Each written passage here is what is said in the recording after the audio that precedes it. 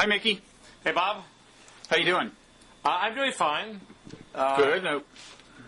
Got the Oscars coming up, and I'm just wondering if we turn our TVs on about a half an hour before the Oscars, will we by any chance see you strolling along the red carpet with a starlet dangling from each arm? I doubt it. No? Why do you think that would ever happen? Well, I assume the point of all these Hollywood parties you've been going to was, angling for something or other, your day in the sun. I don't know. What was the point? Well, all the starlets want to go out with me, but I've learned to resist them because of what my friend Scott says about actresses, which is they're all crazy, and if they don't seem crazy, it's just because they're good actresses. Right. But so no, I think I've turned down all the red carpet requests. Plus, they are energy sapping, and it leaves you with little time to blog. No, I mean, this is what I'm told. I don't know this from firsthand experience. I actually I don't hang out in that world, Bob. There was a party for Jake Weisberg's book last night that there was a certain star presence that I had nothing to do with. Adrian Grenier was there. Now, is it embarrassing that I have no idea who you're talking about? Pretty embarrassing. He's the star of Entourage. Oh, of course, Entourage, the well-known movie. TV show. TV show, exactly. Cable.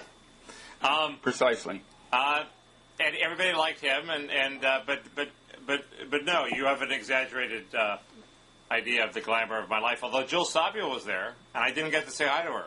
Oh, Mickey, she's our gal.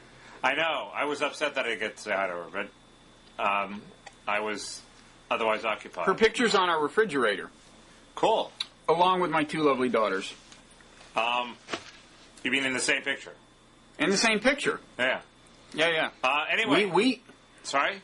So on to more important things, we think, right? I do want to talk about the Oscars a little later. I know. It's weird. I went to New Hampshire, and there are all these political journalists hanging around there with the most exciting election of our generation going on, and all they wanted to talk about was the writers' strike, and because I guess they figured I was from Hollywood, I knew about that. It was perverse. So your mind was on a higher plane at that moment. That's right. You were thinking I'm on a about higher plane, and you people from the East Coast want to talk about the Oscars. But go ahead. Money, celebrity. Lower the level of dialogue. It's true. So, I don't know. I'm starting to think Obama may be the Teflon candidate. I don't know. Well, we don't know. I mean, but there was stuff that I thought was going to stick before Wisconsin. I mean, I sent you this email saying I've got a queasy feeling about Obama in Wisconsin because it seemed like. What did you think was going to stick? Well, first of all, we should pat ourselves on the back. 2 weeks ago, we said the meme that he most has to fear, and it had not gained that much momentum yet, is the "Where's the beef" meme. And it was accelerating big time by Wisconsin, right? It was. Everyone was writing about it. Well, and McCain was saying it. Is there substance behind the style? Well, but now it's going to be replaced by, oh my God, not that beef meme. Take that beef away. You mean because of the speech he gave after Wisconsin? Well, because he's giving these policy-laden speeches, and people are alarmed by the conventional liberalism of the policies that he's promoting. Yeah. No, I think you're projecting your own fears onto that, but I do think it doesn't make for a very exhilarating speech the way the lower content speech did. Well, but yeah, no. So I thought. First of all, I thought if that meme was gaining a little momentum anyway, and then the plagiarism issue came up, it seemed to play right into that meme, right? The idea, all he has is speeches, and he doesn't even the speeches aren't original. That seemed to kind of work. I think it plays into my meme, which is he a conventional liberal? He borrowed those words from Deval Patrick, who, while an appealing figure, has plummeted, I think, in popularity in Massachusetts because he's governed as a conventional hack liberal politician. Mickey, so if Obama you are so solipsistic. That is just not at all the issue in terms of how this plays out in the public. It's totally. It's not yet. We'll see. The night is young, Bob. But the stuff he stole from him had nothing to do with policy. I understand. But that meme didn't have any traction, as you just admitted. No, I mean, it turned out not to. Plus, the other reason I thought bad things might happen to him in Wisconsin was that I thought Hillary's attack ad seemed a little effective. The one, "Why won't he debate me?" There were two of them, I guess. Did you see those? They didn't seem all that hard-hitting. No, they weren't, and I thought that was what was smart about them. I thought they were just enough to raise questions and concerns. And I don't know, but it seems like the plagiarism thing didn't stick. So far, nothing is, and then we've got his wife, as you noted in your blog, saying, basically implying that she's never ever felt proud of America until about 5 minutes ago. I do think he has three problems at least. One is his wife, which I want to talk about. One is his church, which is sort of a slightly. Are you going to play the Farrakhan card here, Mickey? No, I don't. The Farrakhan card is there, but it's sort of a. It's an Afrocentric church. It's probably a relatively unangry Afrocentric church, but to people in the mainstream like me. So black man attends black church is your headline here? Well, it's a church that talks endlessly about the racism of America, and it has this attack on middle classness, which there's a long debate about. Are they just attacking a fixation with material goods, or is it an attempt to guilt trip the more successful members of the black community into somehow feeling that they've betrayed their race by being successful? That's an interesting debate. And then there's the "is he too liberal" Deval Patrick thing we just mentioned. But on the wife thing, it's weird. I wrote a very quick piece, sort of attacking the wife, playing off of John Podhoretz. And what she literally said was, "This is the first time I've felt truly proud of America," whatever, and that was because lifetime. And that's because of the way her husband's being received. Is that it? Or what? What was the occasion? The impression she gives is she's been an embittered, cynical person for 44 years, and all of a sudden now she realizes that America has promised, which I don't think is what the voters want. That may be false, and people. I admit I may be reacting to a stereotype of the angry black woman. It seems to me that there was enough there to criticize her on not just this comment, but also some sort of subliminal anger at her husband that seemed to be bubbling up when she said he was snoring. I think you're wrong about that. Are you aware that before you blogged that, months ago, Maureen Dowd wrote a column trashing Michelle because she was always trashing Obama and hence emasculating him? Well, sure, yeah. Okay, so that I actually think that it's a very kind of old, traditional American trope you're seeing there. It's kind of pre-women's liberation. It's old school, pre-women's liberation, where the wife kind of rolls her eyes about the size of her husband's ego and how, it's her job to puncture the ego. I really think there's nothing exceptional about that whole shtick she does, really. And it's only people like you who are in this, what is your cultural enclave? Some cultural enclave that's different from that keeps you separated from the real America in which, by the way, Mickey, I grew up. It's Snorri and Stinky goes beyond that, I think.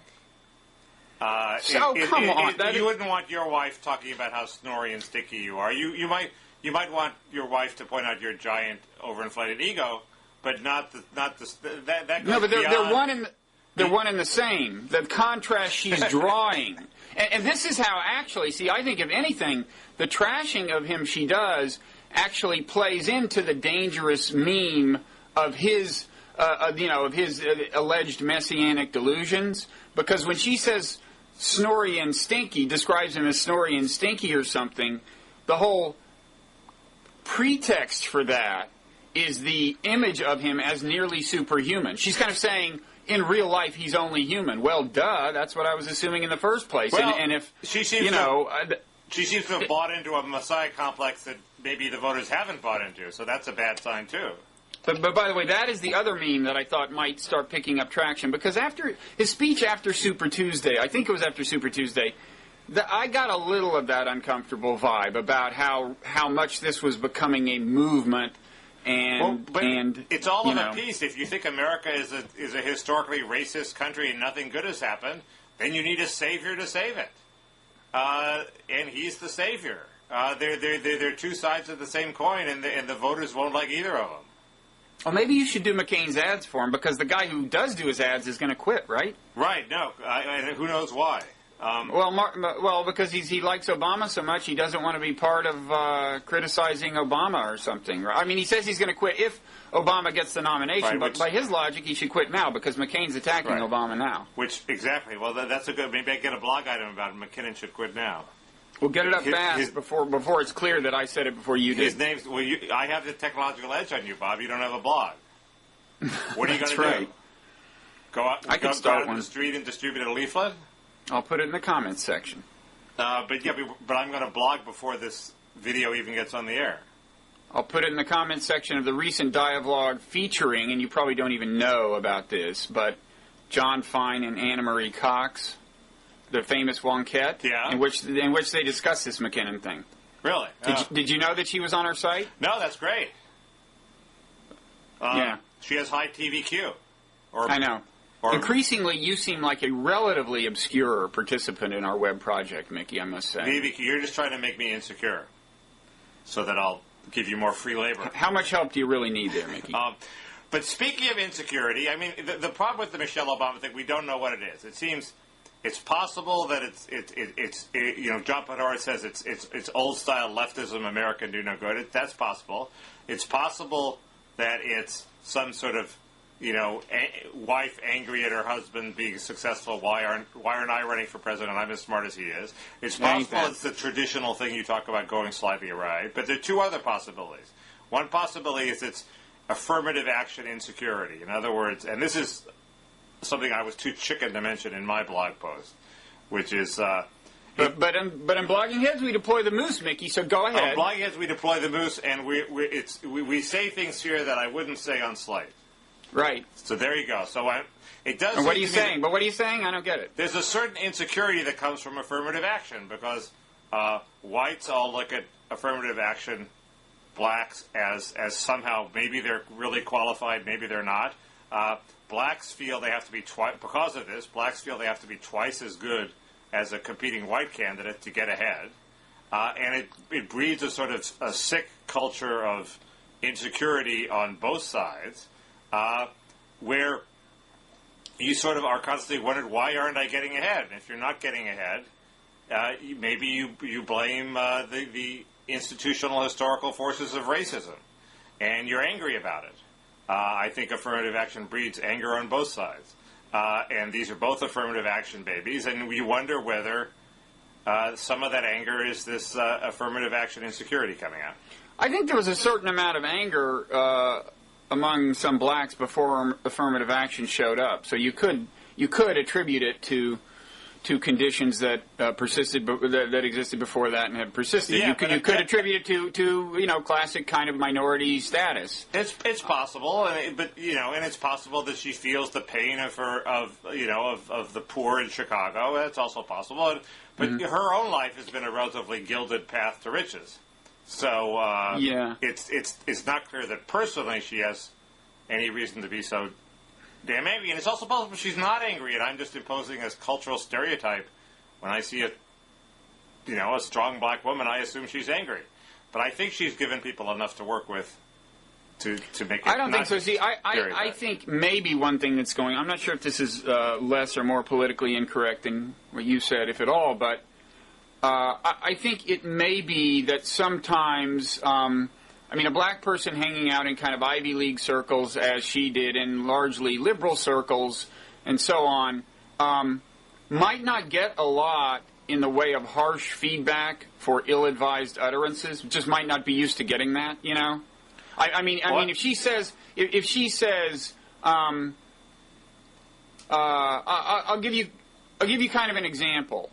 Months and months ago, we discussed this. She said something that I thought was a little ill-advised, similarly, and just kind of odd. It was about the question of whether his running for president made him vulnerable. She said, to assassination, okay. And she said, well, he's a black man. He could get shot just being at a service station. And I said, that's kind of wrong. I mean, it's true that poor black people who live in bad neighborhoods that are high in crime are more vulnerable than me.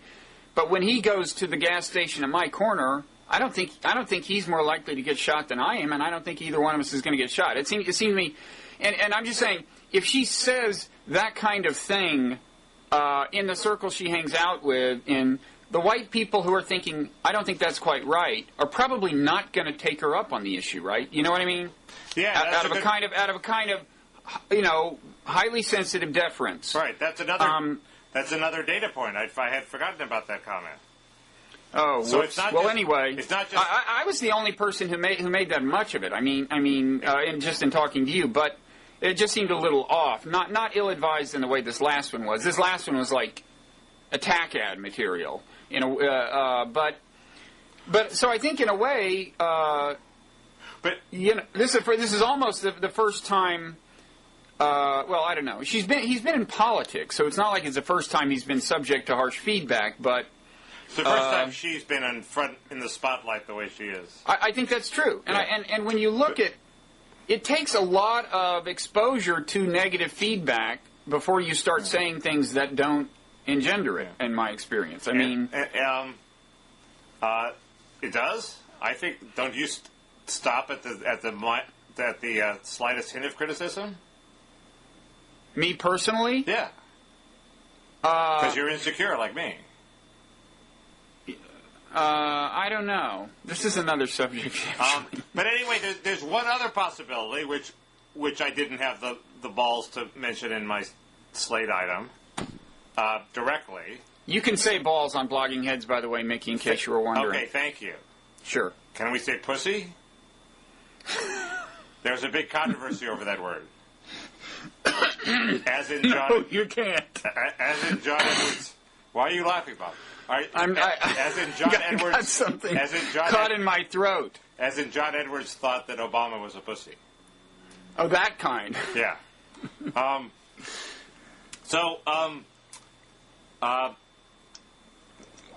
Which is that it's something personal, that she's pissed at him for some personal reason, and the speculation is that he hasn't been entirely faithful.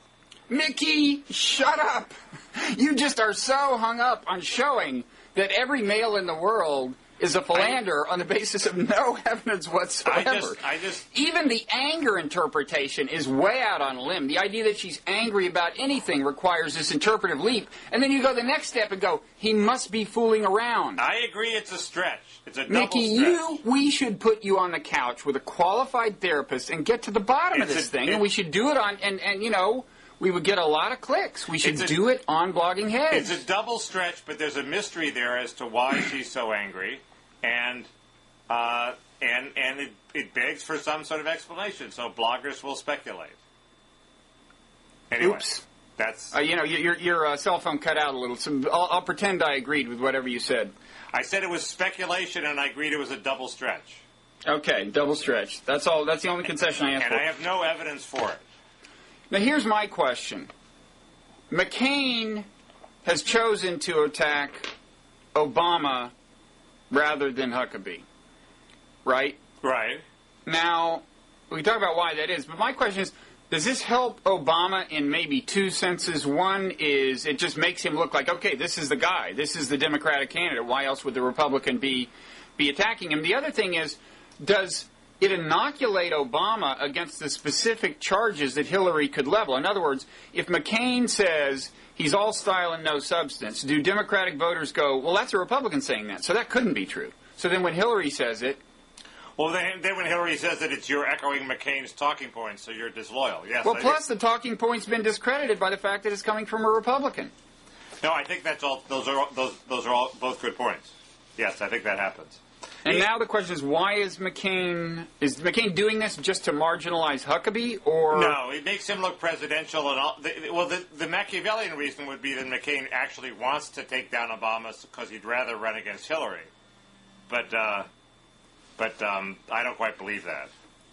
I think he's just, you know... Well, if I'm right, it's a stupid tactic because it's backfiring, right? Yes, that's why I think that's not his goal, because he knows that it in fact elevates Obama. I just think he wants to get his licks in early and frame Obama, you know, early on, because he knows he's behind, and when you're behind, you go on the attack. You know, the fact that there are several decades before the actual election Actually, I don't think polls show McCain lagging way behind Obama in a theoretical matchup. They show him losing to Obama by a bit and beating Hillary by a bit. So if you're McCain, you can't be too happy about that. The interesting question to me is, at some point Obama's going to have to pivot to the center. And does he pivot to the center? And how gracefully does he do it? And that seems to me the big question. David Frum claims he's never going to pivot to the center, that he's trying to eke out a 51-49 victory by running hard to the left. I don't quite believe that. I don't know. I mean, on healthcare, he's already to the center compared to Hillary, right? And well, right. And he said these things about school vouchers that were sort of semi-conciliatory. Admittedly, he said them in Wisconsin, which is the hotbed of school voucher sentiment. But still, he said them. Right. And all his vibe is that I'm the guy who's going to not only woo people from the other side, but I'm actually receptive to sensible ideas from the other side. That may not be true. Yeah. But that's what people expect of him, isn't it? Yeah. I mean, I'd always thought that on domestic policy he was a little in between Hillary and the center. But then somebody said his official voting ranking, these rating things about how liberal you are according to how you voted in the Senate. They have him, way left, right? Right. He's way to Hillary's left on the latest, ADA ranking. But you can't really go by those things because those are based on whatever votes happen to come up, which is not a fair test of where you stand on the entire political spectrum. He seems they're both making anti-trade noises. He seems relatively receptive to free trade. Yeah, I mean, in the end, reality generally forces a president to be fairly accommodating to free trade in the end. It's kind of like relations with China. You can say whatever you want, but you're going to have economic relations with China. But you want. I mean, to my mind, the big thing that he suggested was he didn't want his children to have any race preferences, which implied or suggested that he was willing to move to a class-based system of preference as opposed to a race-based system. That might just mean I have a dream that one day, Well, he talked about his daughters. We won't need it, yeah. He talked about when his daughters go to college, so there was sort of a finite time limit on the dream. Well, that's actually a pretty clever piece of positioning, if that's what he's saying, I think, right? Yeah, it seems to me if he said, look, affirmative action was necessary, but we're going to, it has to be phased out and replaced with a class system. He doesn't even have to say, I'm going to do it. He just has to sort of hold it out as in the next decade or so, we're going to get rid of it. I just think that would be gigantic. Now, speaking of race, I have a race-based question. Yeah. Is it the case that, on the question of whether, it looks like, first of all, he almost certainly will wind up with more pledged delegates than Hillary. Yes. And is it the case that basically that guarantees him the actual nomination in a sense because he's black? This is something that came up in the Byron York Mark Schmidt dialogue, where the idea kind of being floated was that if he's ahead in pledged delegates, and I guess especially if the black superdelegates are on his side, then if a bunch of white superdelegates take the thing away from him, the cries of disenfranchisement will be something that the Democratic Party just doesn't want to have to hear. Well, I think there would be those cries. I don't think it would be Armageddon, but I don't think Hillary can pull that off. So for a variety of reasons, why don't you think she can pull it off? Because it's anti-democratic. Because the trends ever since Humphrey and McGovern has been we want the primaries to be democratic. We don't want it decided in a smoke-filled room. And if you have a credible candidate, who's doing better in the polls against the Republican nominee, how do you take it away from him, whether he's white or black? I don't see how you do that. And don't you think the Al Gore experience in 2000 has only deepened that tendency? Let the people speak, and Yeah. Well, getting yes, the election. But it's what Democrats should stand for anyway. I mean, that. So then your belief is that he's basically got it wrapped up unless something happens with Michigan and Florida? If you're saying he almost certainly will wind up with the most pledged delegates, and that will translate into victory. Well, there's an exception, which you might call the Gary Hart exception, which is there's this argument that if Gary Hart had trounced Mondale in the final, all the primaries the last day, even though he had fewer delegates, the momentum would clearly be so favoring him. It would be so clear that voters now, at the end of the process, liked Hart better than Mondale, that he should have gotten the nominee even though he was behind in the delegate count because he'd lost a lot of earlier primaries. Similarly, if Hillary decisively beats Obama in the last 3 primaries, even though she's behind in the delegates, she would have a plausible argument that, well, those delegates were selected way back in January and February. The voters now democratically prefer me. And that seems a legitimate argument. I don't think it's going to happen, but it's a legitimate argument. Do you think Michigan and Florida will come into play? I can't believe that. That's so sleazy. Well, I think to count the results of Michigan, I think no one would accept, because in deference to the party's wishes, Obama was not even on the ballot. So the most I think she can hope for there is a redo, and right? He didn't campaign in Florida. I mean, that's the thing. Well, she didn't really campaign in Florida either, did she? Well, right, but the point of a campaign is you see the candidates and the voters get to make up their mind. If you don't have a campaign, it's like me voting on the Oscars without having seen not the an movie. informed choice. They didn't have a chance to say that, death to Fidel and the things you would say in Florida. Speaking of which, well, never mind. That would be actual news if we got into the fact that Fidel Castro is stepping down. Let's save that for later.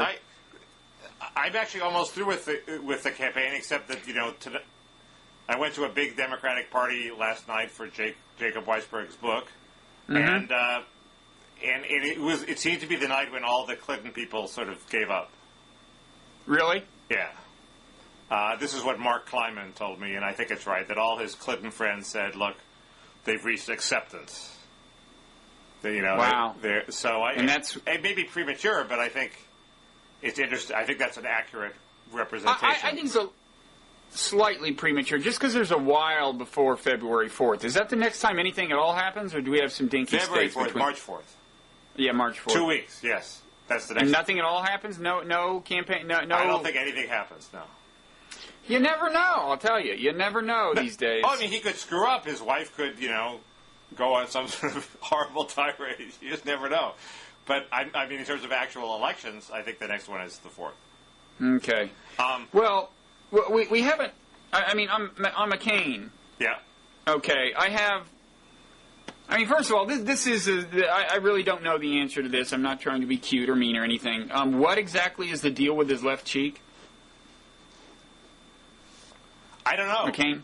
I mean, it's been there for a long time, so you... But has it always been... How come I never really noticed it? Is that just show I wasn't paying it? Because you're unperceptive, yes. Yeah. So it's always been... Because some of these pictures are making it look like, You don't even know who Adrian Grande is. Good point. It's just... I think it's about you, Bob, not him. But it's not a well-known wartime injury or anything. It must be well-known. I don't know what it is. Well, it couldn't be too well-known if you don't know, because you're really in the know. No, I'm not really in the know in terms of McCain. Related thing. He had skin cancer, but that's not it. Yeah. Related thing. When I said 2 weeks ago, Huckabee, what if Huckabee runs a third-party candidate, and you dismissed that as a totally stupid idea, was your argument that no, because you can tell that Huckabee's in bed with McCain? Wasn't that your argument? That was my argument. And isn't that looking like a little on the implausible side now that Huckabee seems to be devoting his life to tormenting McCain? Yes. Okay. It's become less plausible. But they still say nice things about each other. And now McCain's at the stage where Huckabee is beaten and defenseless, so he can say nice things about him. But he definitely didn't exit when McCain would have liked, and he hasn't exited yet, right? It's not clear that he hurts McCain, letting McCain beat him. As long as he loses, he's doing McCain a favor. He's like being the Washington Generals to McCain's Harlem Globetrotters. I mean, but he's still racking up more numbers than the Generals used to rack up against the Globetrotters. I mean, it's kind of keeping alive this meme that, well, the Republican Party is settling for McCain, but there's a lot of discontent. It is keeping that alive, but it's weird. I had I ran into this prominent Republican political strategist who said something which I'm afraid I think is true, which is people never sit on their hands and sit out the election. This idea that oh, you can't piss off the Republican base. Can I say that word? That you can't annoy the Republican base, because they'll stay home. Well, people just don't stay home. People voting is a habit. The people who are in the habit of voting vote. Even in midterm elections now, it turns out that if you go on this model where only the most committed people are going to turn out, you lose because the people who are less committed turn out and vote too.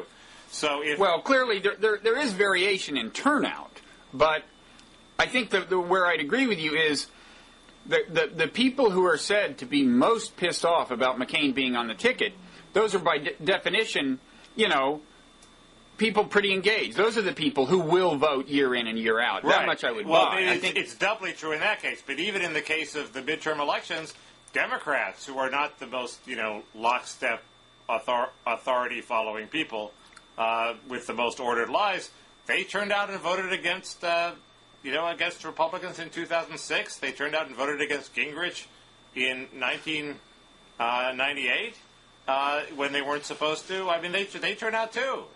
Yeah.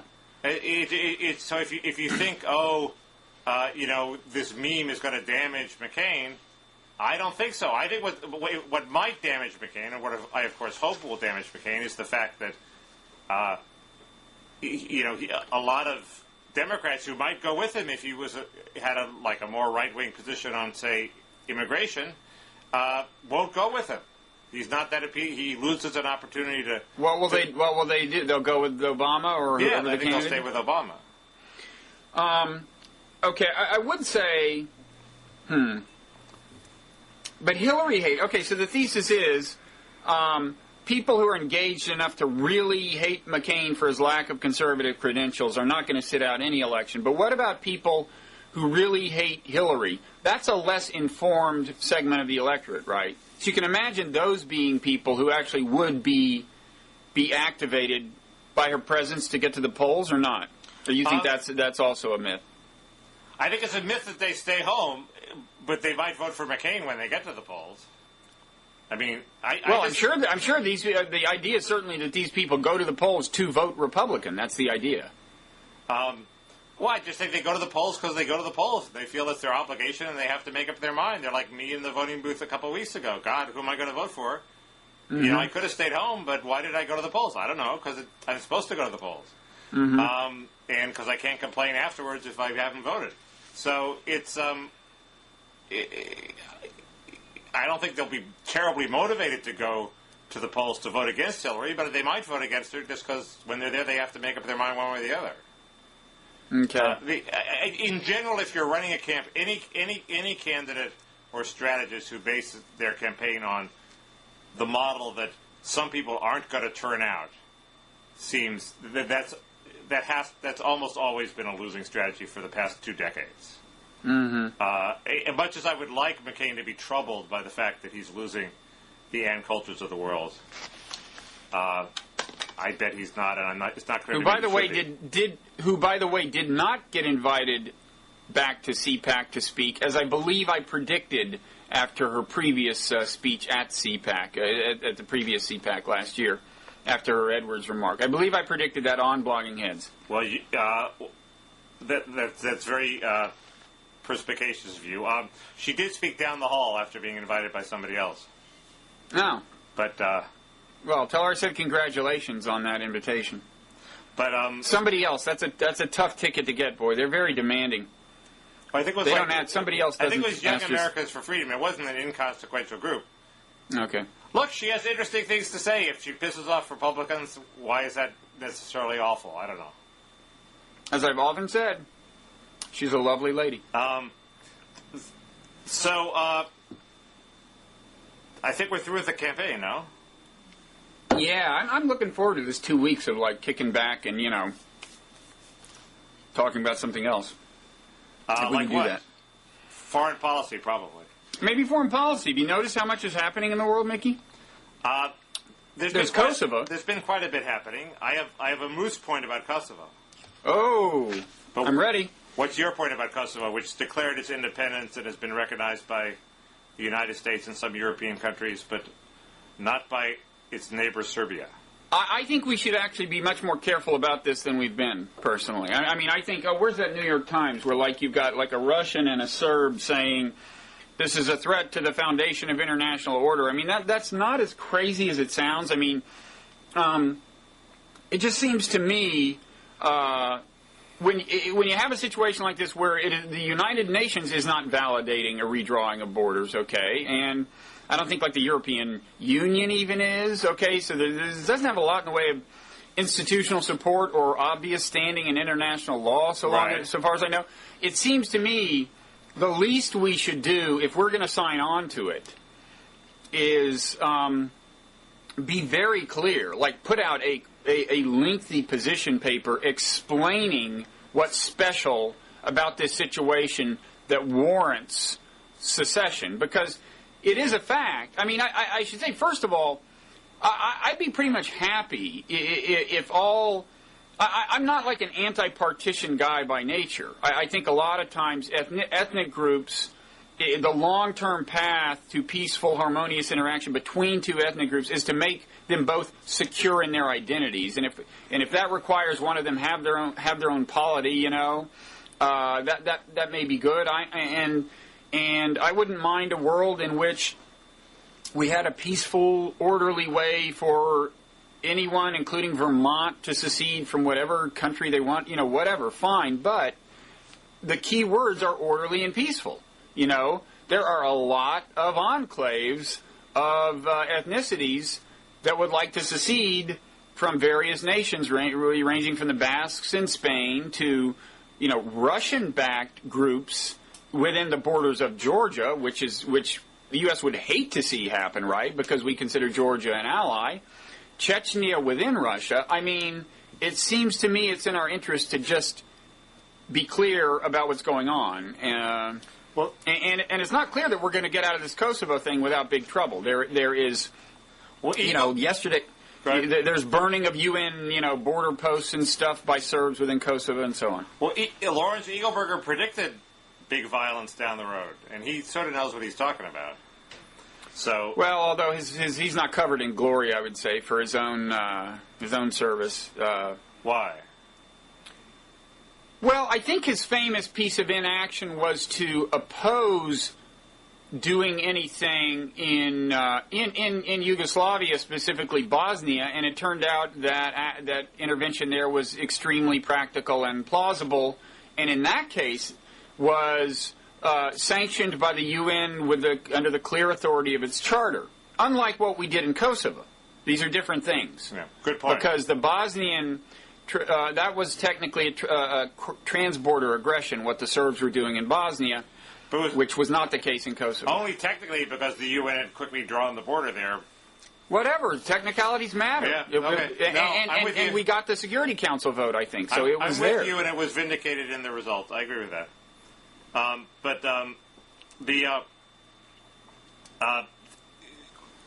It's not clear to me that this lengthy position paper could be written in a way that didn't lead to other separatist movements saying, hey, well, those special circumstances apply to us, too.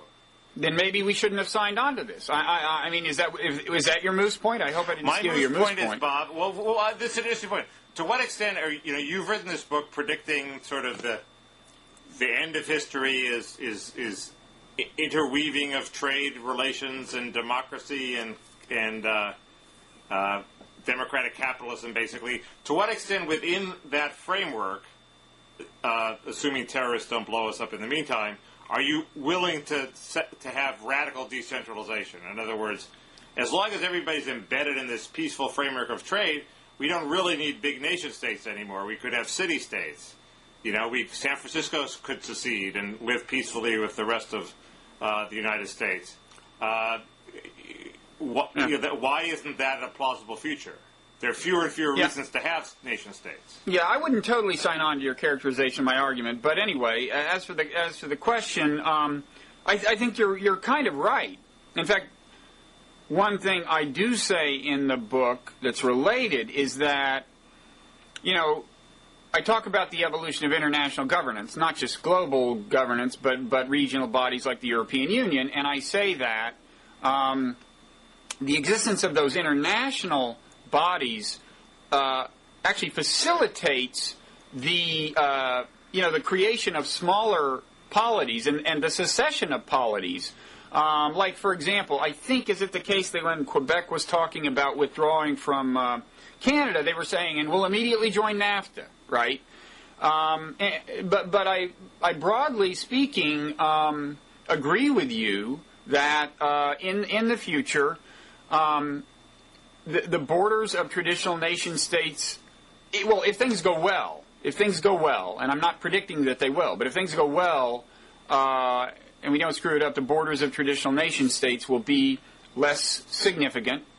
They won't be nothing, but I guess what I would say is the economic interaction of people with the rest of the world will depend less on their membership in their nation state, kind of, or something like that. Well, and this brings me to my moose point, Bob. Oh, good. Kosovo is an exaggerated version of what might happen in, yes, the southwest United States. You get, I mean, serious. The Albanians have a gigantic birth rate, okay? Mm-hmm. They flood over the border. People say, oh, they don't want to assert their ethnic identity. They're fleeing Albania. They hate the communist government in Albania. But then they get 50, 60, 70, 80% of the population, and, they want to assert their ethnic identity, and what can you do about it? The answer is nothing. And maybe one day the big question is, why won't they want to rejoin Albania? Why maintain an independent Kosovo? Right. But let's assume they do. In the southwest United States, we have people streaming over the border who, people say are fleeing the corruption in Mexico, but they're still Mexicans. They think of themselves as Mexicans. They're only, 20, 30% of the population now. When they're 50, 60, 70, 80% of the population, hey, they might decide they sort of like the idea of having a sort of mini state, or that it reflects their ethnic pride. And what can we do about it? Answer, nothing. If you have this orderly process, the only way to stop part of your country from being overwhelmed by people from a neighboring country is to not let them in the first place. Otherwise, the orderly democratic process is going to say, yes, we have to let you secede. Now, I'm not saying it's going to happen, but I'm saying they're going to be sort of the tentative groundswells. There might be a little violence. There might be a separatist movement. There might be a Quebec-style separatist movement. I mean, you just don't know. No, you don't know. Anyway, so that's the moose. That's what the moose says. I guess I would say, for one thing, I mean, you're talking about, when you compare us to Serbia, okay, I mean, a big part of this is Serbia's reaction to the phenomenon, okay? Are you predicting the arising of a Milosevic-like figure as California's governor? Well, it would be very hard to sort of stand against the tide. It's very hard without coming across as an evil Milosevic-like figure, in part because the media immediately brands you as an evil Milosevic-like figure. If you take a reasonable position on immigration, Nicholas Kristof writes a column saying you want to hang immigrants from the nearest tree. So he's saying, yes, you are a vicious, murderous racist. And you deny that, just to be clear, right? You're not a vicious, murderous racist. And he wasn't talking about me. He was talking about Republicans. But so it's an open question about me. But I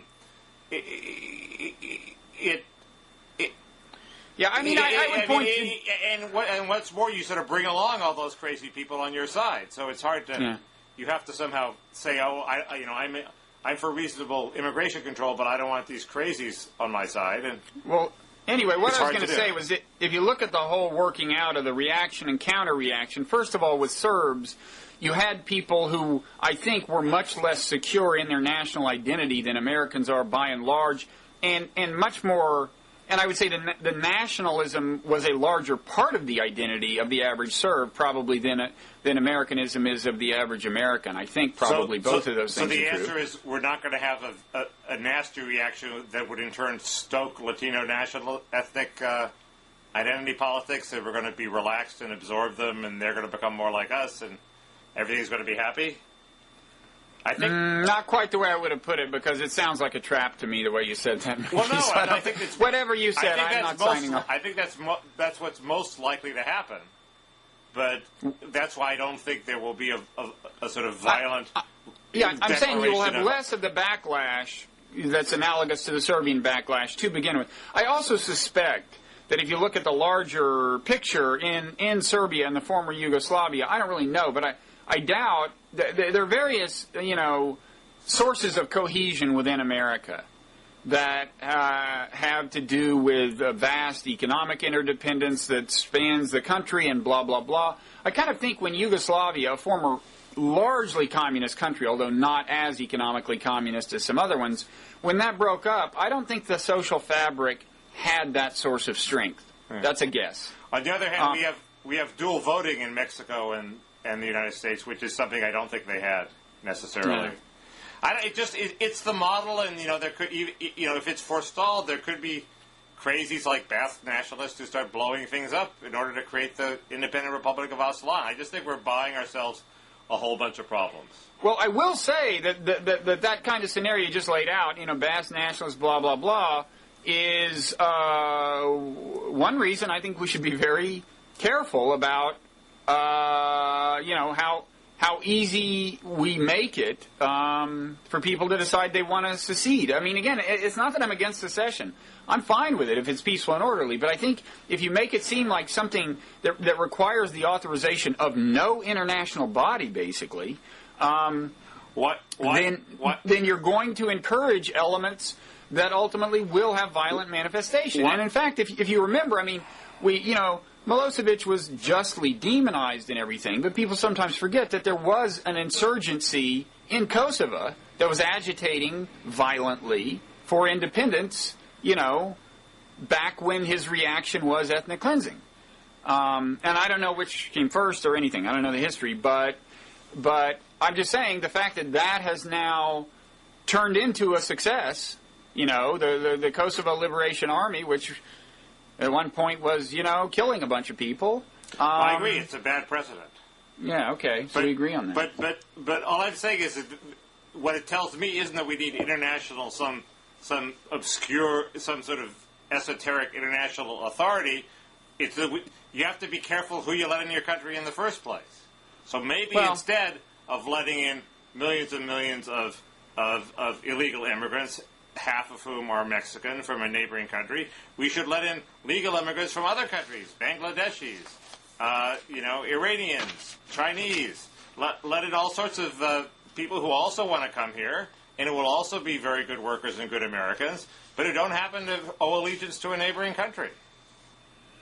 Why isn't that the obvious thing we should do? And of course, Iranians have a special issue. Well, we actually have lots of Iranians here, but... I know we do, but I mean, post 9/11, people from Muslim countries encounter a particular source of resistance in trying to immigrate.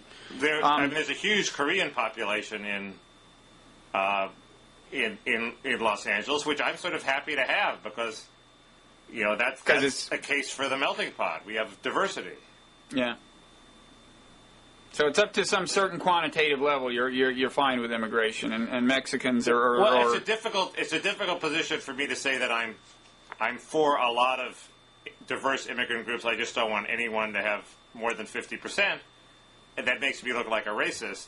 That it's okay to have a smattering of Mexicans. I just don't want you to have the majority. But I think I would say the same for Germans. I mean, suppose Germans started flooding into the United States. Mm-hmm. With their horrible pop music. I mean... I would take a stand, too, if we started hearing pop music on the streets. I'd be with you on that one, man. And oddly, Bob, you do, because Mexican music is pop music. It comes from the melding of the Germans and the Mexicans in Texas. Sounds really different to me, man. It doesn't to me. It's all horrible German music. But I think we've gotten to the source of your resistance. Anyway, I think I would say the same thing about Germans. So... which sort of is what I am. So it's, that's my defense, the best defense I can muster. Okay. So you're an equal opportunity immigration opponent. I just want everybody to be small enough so that they have to melt together and assimilate into something else. Mm-hmm. Americans. Okay. So the headline we take away from this is Mickey skeptical of illegal immigration. That's a good way to put it, Bob. Okay, thanks. We have 2 other world events to talk about, though. Yeah, I don't know what to. I don't have too much to say. Pakistan. It looks like Musharraf got his walking papers more or less. Well, the way it's going to play out. He didn't rig the election and lost, so give him credit for that. No, he failed. If he tried. The question, to my mind, is the new parties that won, which is Bhutto's party, led by her widower and famously corrupt. Right. And even people in her own party are deeply suspicious of him. Well, he still faces prosecution in Pakistan, I think, which is one issue in terms of whether he's in favor of giving the judiciary a freer hand than Musharraf was. I think the main beef against him isn't so much whether he's corrupt, although I think that's part of it. It also involves the suspicious death of Bhutto's brother, who people seem to feel was. Well, let me just say that it was suspicious. So there's a lot of resentment. But the question, he sort of wants to negotiate with the Taliban in the far-flung provinces and let them sort of have a live and let live thing. And since the Muslim parties took a beating in this last election, that might work.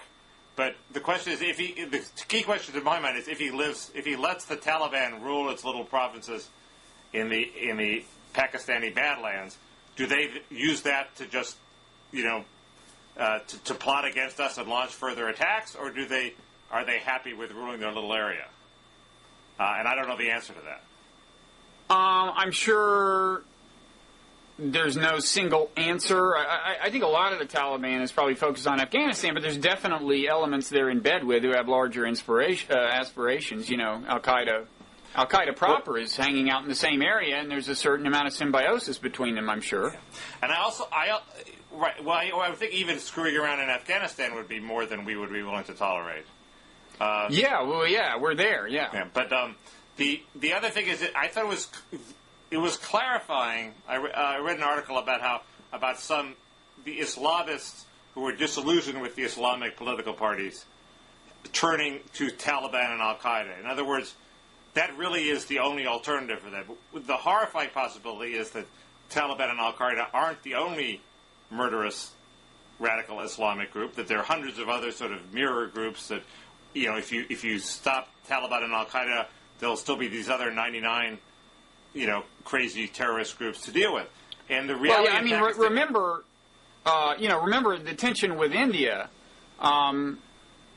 is one of the original early sources, I think, of fomenting the kind of radical Islamist stuff in Pakistan. So that's a whole separate spawner of those kinds of groups. Well, sure, but all I'm saying is that it seems to be that no, there aren't these 100 other groups. Really, the alternative on the far, I don't know, it's not the left or the right, but the far religious extreme is Al-Qaeda and Taliban. If you quit the democratic process and join the insurgents, you put a picture of Mullah Omar up on your wall. There's this article that I've written about describes one of these local leaders who've joined Taliban, and he venerates Zawahiri's knapsack. He had a shrine in his home with this artifact of Zawahiri's sort of. So you're saying the only clothing.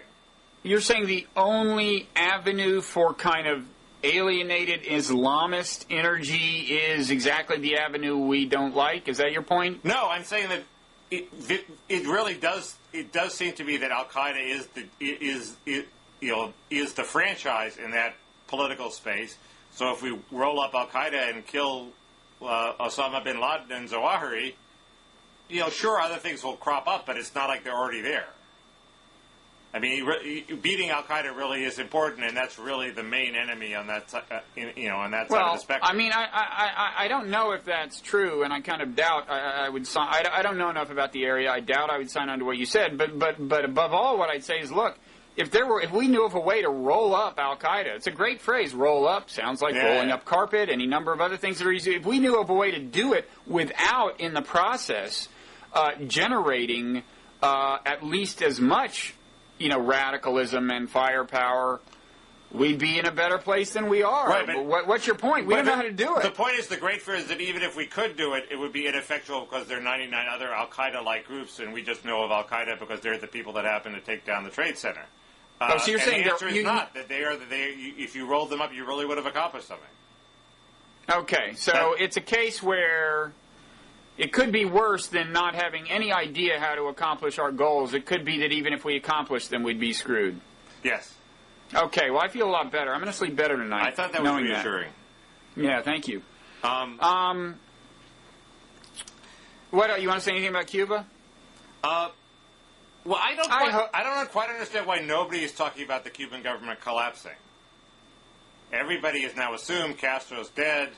Castro's dying. Once he's dead, his brother or one of these other lieutenants they talk about is going to carry on. They're going to liberalize.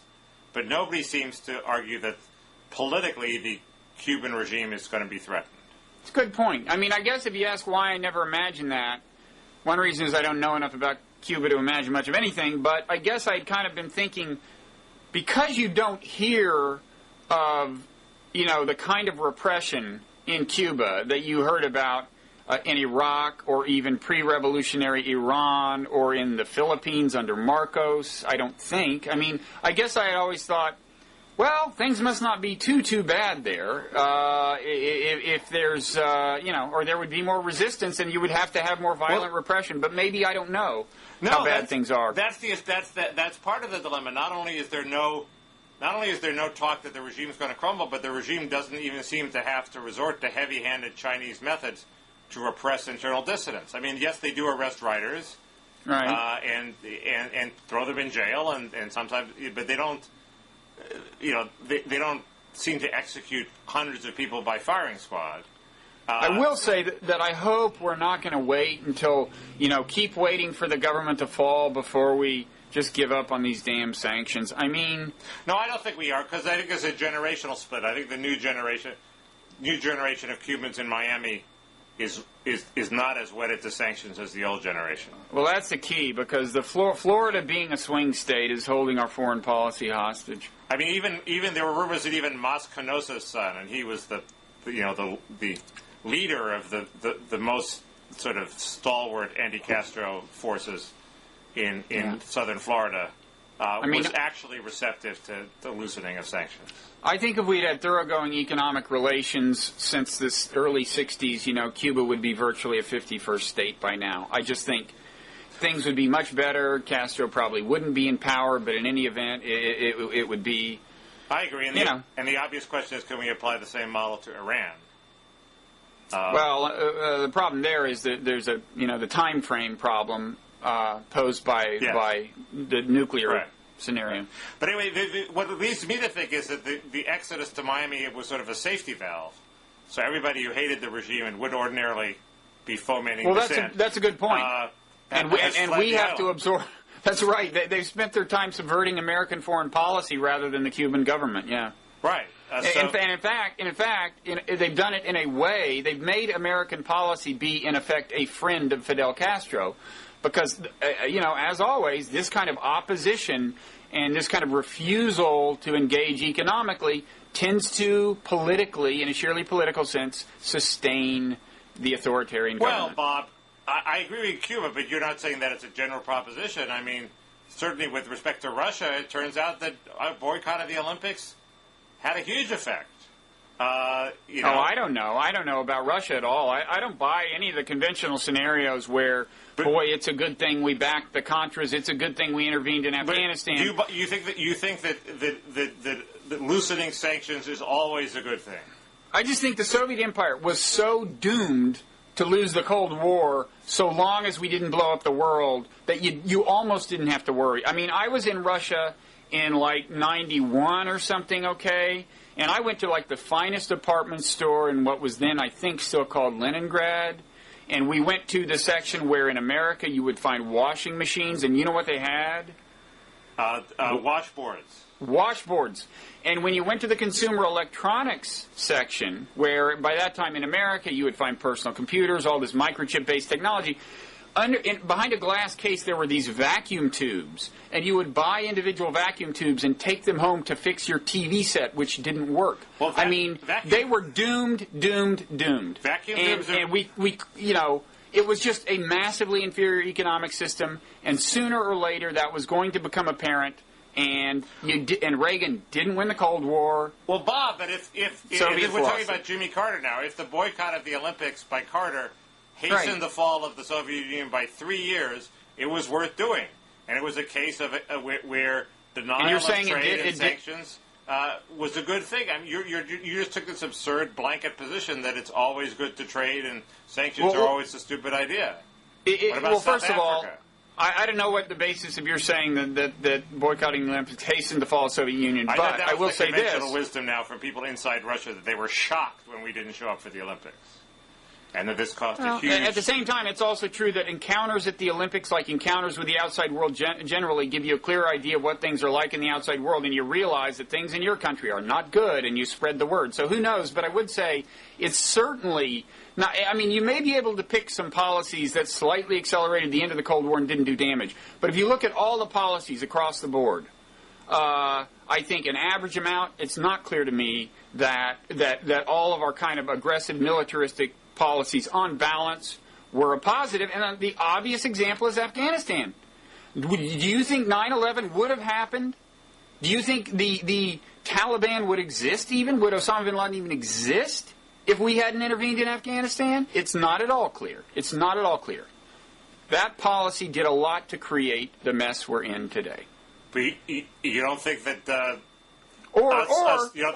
Iranian Revolution of 1979. It was in the name of the Cold War that we installed a dictator in 1953 in Iran, incurring the enduring wrath of the Iranian people. Yeah, no, that was bad.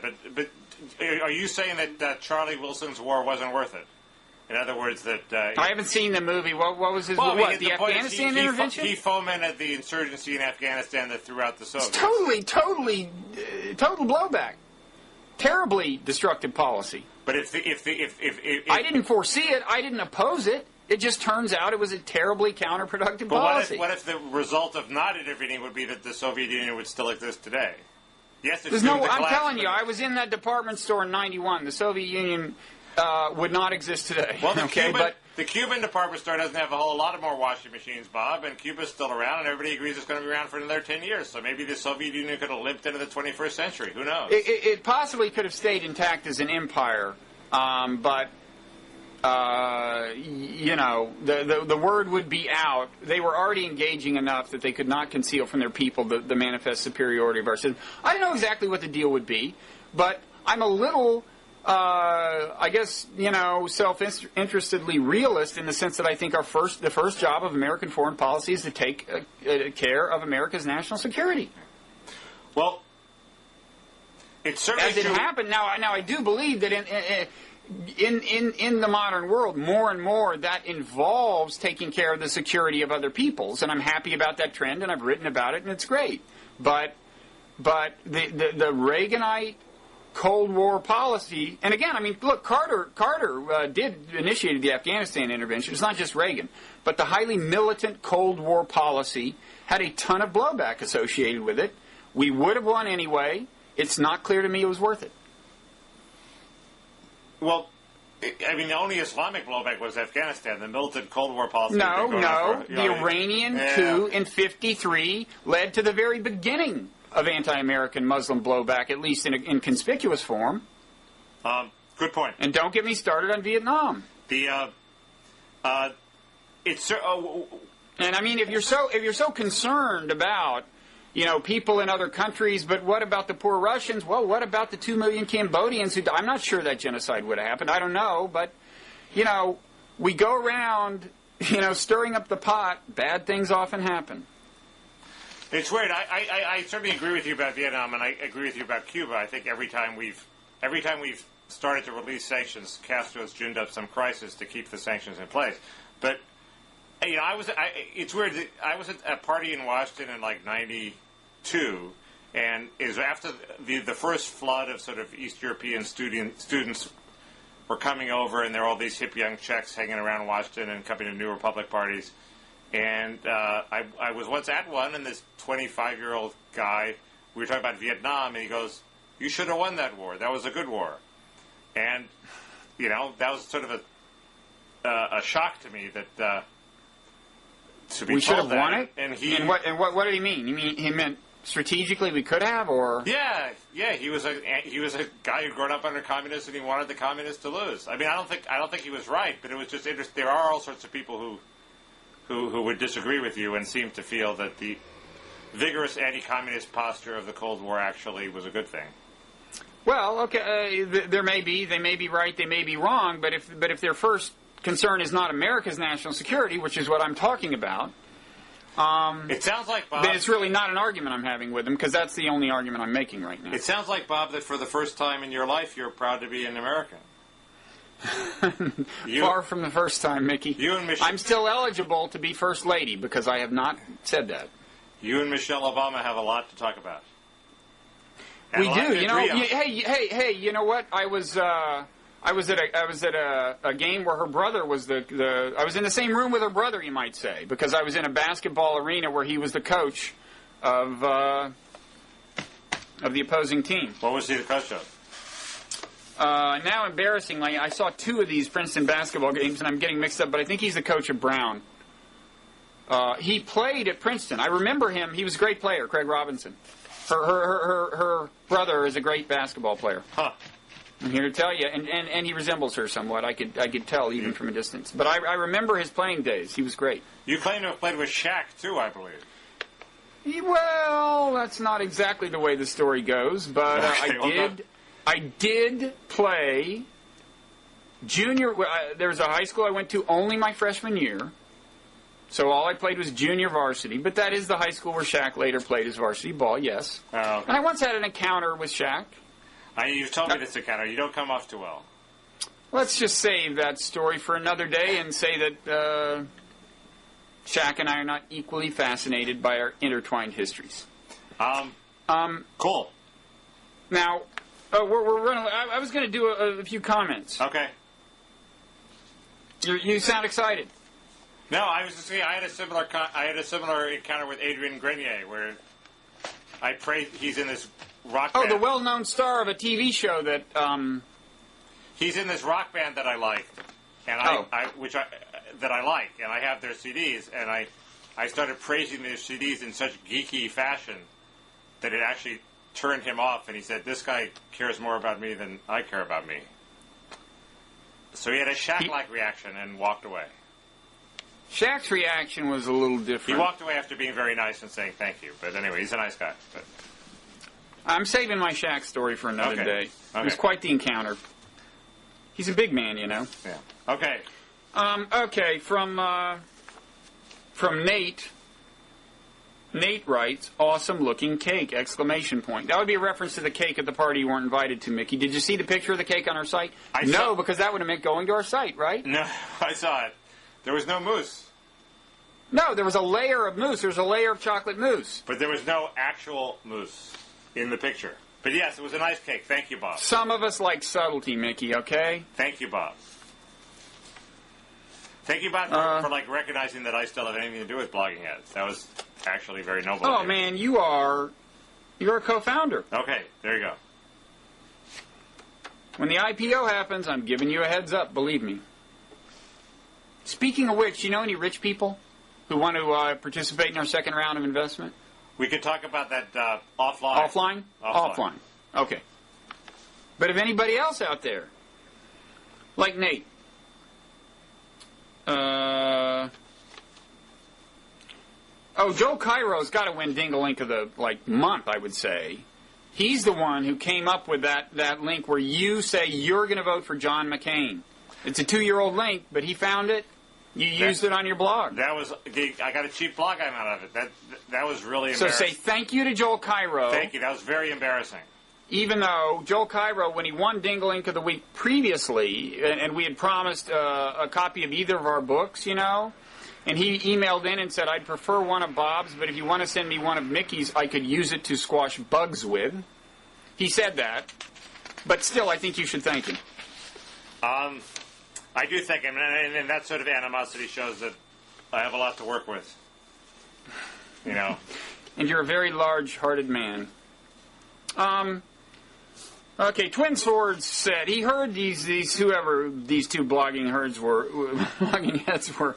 He says, I've heard a number of blogging heads say in the past that they are encouraged to argue, but come on, this is ridiculous. Why doesn't BHTV drop this dumb demand and allow people to engage in edifying conversation? Just for clarity's sake, we never say, will you go on and argue, please? We encourage people to find topics, at least some topics, that they genuinely have differences of opinion on to discuss, because I find that not only more enthralling, but more illuminating. Do you think that's wrong, Mickey? No, I thought there was a period right when the New York Times picked this up that you were gratuitously arguing with me and finding disagreements just because you wanted like a 4-minute disagreement clip to sell to the New York Times. You're projecting again. Those days are over. You're projecting. Those days are over. You've been more genuine recently. Thanks, and I apologize for the era of falseness. Oh, and then, I got into this thing. We don't have time to pursue this much, but I ill-advisedly last time got into this kind of encouraging people to be not quite so mean to guests. Yeah, what was that all about? Well, first of all, I was wrong. The person the woman that I told you had refused to come on after reading the comments. Right. I was wrong about who that is when I told you offline. Really? It's somebody else. It's somebody more prominent than her who refused to come on. Huh. But we'll take this conversation offline. But anyway, I know now what comments she was reading that led her to back out. And they were the comments directed at Charlotte Hayes, who I think is a friend of yours, conservative blogger. Sure. Well, go read the comments directed at Charlotte Hayes, and you'll have some idea of what it takes to turn off at least one prominent blogging head. And I'm not... I will say that reflecting on this, I've thought, if I was going to say anything about that, I should have thought it through more clearly than I did. And I should have had examples and so on. And criticism of guests has sometimes clearly had constructive effect. There have been guests who, tended to be in panel discussion mode by nature. In other words, they would do these 6-minute utterances. Right. And the commenters would get on them, and you could tell from their emails that they were hurt, and that was kind of sad. But they paid attention to the criticism and got better. So there is such thing as constructive criticism. I would just reiterate that the two things I said last time, remember, they probably will read it, so it should be something you would say to a person's face, that you really would, and whatever. And then there was something else that I had said, and I stand by that too, if I could remember what it is. Quickly, we can save that idea for later, since we've already heard from Twin Swords this time. Quickly, B.J. Keefe says, talking about that little soliloquy last time that I just referred to, the hectoring milquetoast speech at the end of the dialogue was about as painful as anything I've sat through on the site, and on and on. He didn't like it. I would say, I haven't gone back and checked. I mean, BJ wants me to come up with examples. I didn't have time to check, but I do think the comments that BJ himself leveled at Rick Arndt, the evangelical with 14 kids, may be an example, maybe a good example. I'm not sure. I know that they were that whole array of comments. I just don't think that our comment section is in the spectrum of the blogosphere is all that uncivil. It's absolutely not. It's very civil. So what are you beefing about? No, it's not. It's just that unlike most blogs, we bring people on who are guests, and they are there in video, and somehow feedback to your video image directed toward your image kind of is more painful than feedback directed toward your writing, because it's like they really, when somebody says bad things about your writing, you think, well, if they knew me, they'd like me. But on Blogging Heads, you can't say that. They know you. They hate you, That's a good point. Anyway, Garbage Cowboy is complaining about, he thinks that comments have gone downhill because the site has moved to the left. I'm not sure. We try to find these conservatives, but we'll pay attention to that. Did you have something to say about the Oscars, by the way? Yeah, but just the Oscars quickly, are this weekend, so use it now or forever hold your peace. Okay, so I'll skip this lemon sorbet comment for now, except to say that she has a crush on Blog and Noggin. Well, maybe you could. This is Blogging Head's dating service. Yeah, but well, there are complications, potential complications with this relationship that you would be able to anticipate if you paid closer attention to the proclivities of all our commenters. That's all I'll say. Okay. Lemon Sorbet is aware of a complication that may surface in this relationship. Yeah. On the Oscars, quickly, I just want to say, in Best Documentary, I'm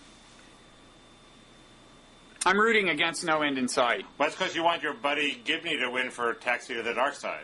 As it happens, my buddy Gibney is the executive producer of No End in Sight. So he's got 2 entries. Huh. And you don't like No End in Sight because it's basically favorable to the Iraq War and just says it was screwed up as opposed to being It's against covertly Iraq. right-wing. It's passing itself off as this anti-Iraq war documentary, but the whole point of it is, well, gosh, we made all these stupid strategic and logistical mistakes after after Baghdad fell, and the implied message is, if we had done it differently, it would have been a great idea. The guy who actually did the film hands-on was a supporter of the Iraq War. Was he a supporter, or does he just say it could have worked? Well, I mean, he personally supported the war. Okay.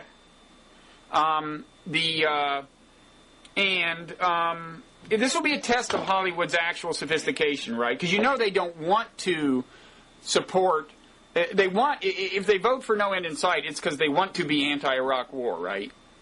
So if it wins, it'll mean that they don't get the picture. I think they do not understand the actual kind of message of that documentary. I was actually pretty impressed with Ferguson. He came to a screening out here, and while I missed the film, I caught the panel discussion afterwards, and all these Hollywood people were basically saying, "Wait, but you're not saying you think the war could have worked?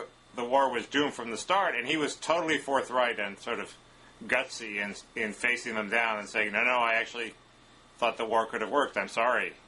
And actually, when I cornered him, he professed agnosticism on that point, but maybe the West Coast loosened him up. This was a New York party where I saw him, Mickey. Well, anyway, I didn't see the film, so I can't comment on it. Anyway, I'm voting for Taxi to the Dark Side, the other Gibney entry, and the one that he is the hands-on kind of producer of the official creative force behind. That's my vote. Well, I'm sure the Academy will take that into account. Well, they've already voted, but I'm sure if I had spoken sooner, that would have swayed them. Aren't these 2 films going to compete against each other, so a third film is going to win? Split the Gibney vote? Yeah.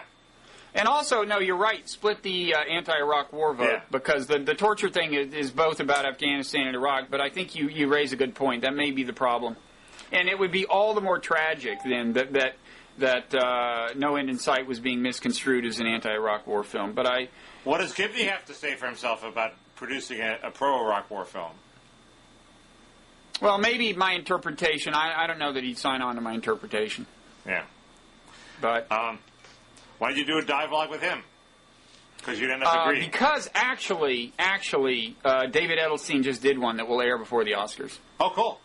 Yeah, David is a big fan and it really is one of the great movie reviewers in America. I've always thought, going back to his Slate stuff. And I think he would be a charismatic TV presence. He's the next James Lipton, man. All he needs is a platform, and we're here. Great. Okay. My computer's making funny noises. Okay. We should probably stop. Yep. Okay. Okay. See you next time. Around. Okay.